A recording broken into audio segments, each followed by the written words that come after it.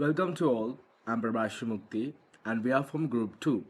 In this video, we aim to solve two take-home challenges related to decision making and uncertainty and expected utility and also included Nash equilibrium. Our group members are Prabhuti, Rasanjali, Amashi, Nuwan, Dunit, Gajantani, Vinuja, Lakshi and myself. And firstly, we hope to talk about decision making under uncertainty and the basis of the theory of expected utility theory. Now we will move to solve our question. So I would like to invite my group members to continue this take-home challenge. Thank you, Prabhash, for the nice introduction. So let's have a look at the meaning of game theory.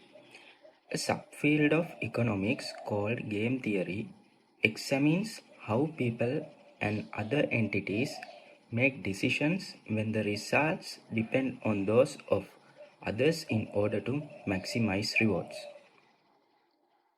The covered ball holding the 3 red balls is surrounded by 6 additional balls that might be black or yellow.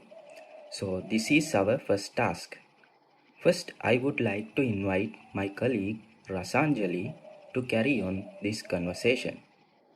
Under decision making, under uncertainty, according to this problem, there are 9 balls. We can recognize 3 out of the 9 balls are red. When 3 red balls are removed from 9 balls, 6 balls are left. But we can't say exactly how many black balls and yellow balls are there. The decision maker preferences are not consistent with the theory of expected utility. In decision making under uncertainty, a rational decision maker should choose between an alternative based on their expected utilities. The expected utility of an option of calculated by multiply the probability of each possible outcome with the utility associated with that outcomes and the summary of these values.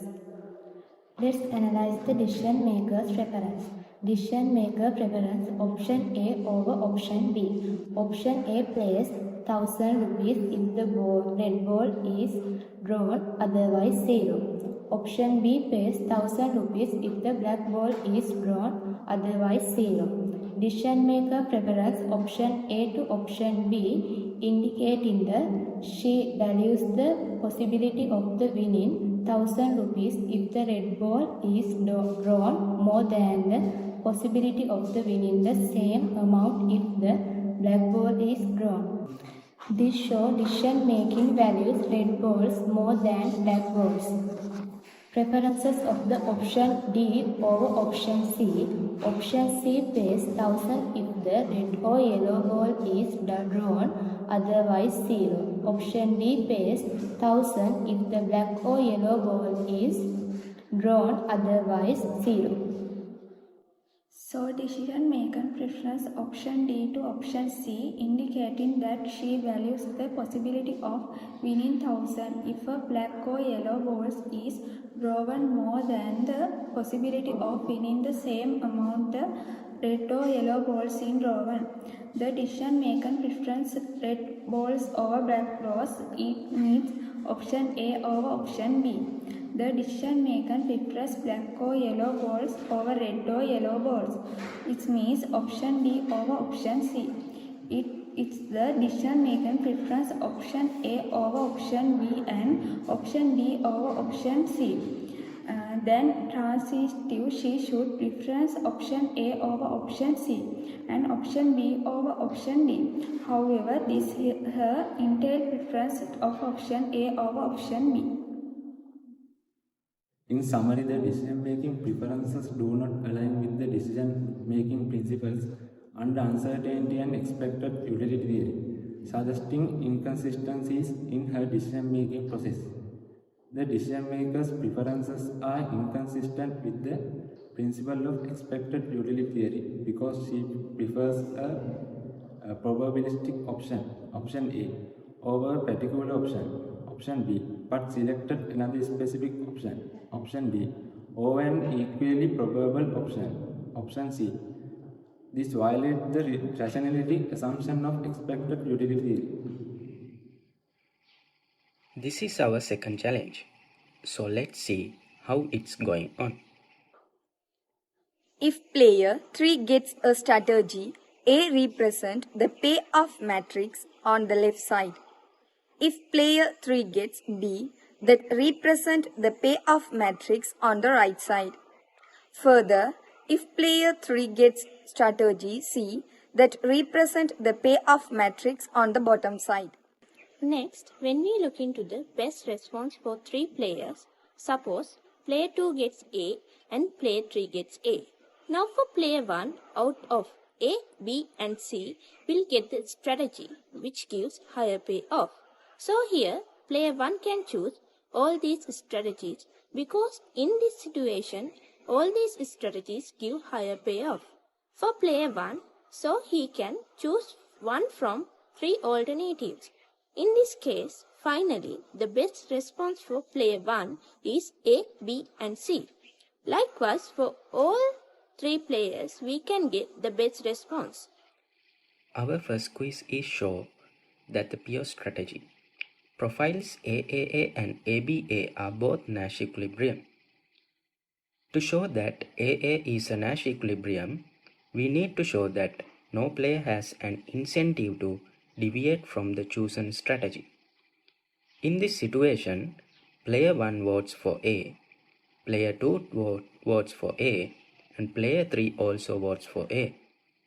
So all players vote for A. If any player deviates and votes for B or C, then also A wins, because that player receives a lower utility. Therefore, no player has an incentive to deviate from AAA, and AA is a Nash equilibrium. And to show that ABA is also a Nash equilibrium, we need to show that no player has an incentive to deviate from chosen strategy. In this situation, player 1 votes for A and gets utility of 2. Then player 2 votes for B and get utility of 1. Player 3 votes for A and get a utility of 2. In this case, player 2 is the only one voting for option B, but other 2 players are vote for option A. If any player change their strategy, they would get a low utility and they have no incentive to deviate. Therefore, ABA is also a Nash equilibrium. Now let's discuss about B part of this on challenge. Is AAB a Nash equilibrium? For this, player and player 2 votes for A and get utility 2. Player 3 votes for B and gets utility 0. So player 1 and player 2 receives a utility 2 because they vote for option A. But player 3 receives a 0 utility because he votes for option B. Player 3 can see that if they switch their strategy to voting for option A, they get a higher utility. So AAB is not Nash equilibrium. The Nash equilibrium is this game are AAA and ABA. These are stable outcomes where no players has the incentive to change their strategy. But AAB is not a Nash equilibrium because player 3 having an incentive to deviate his vote to switch for option A.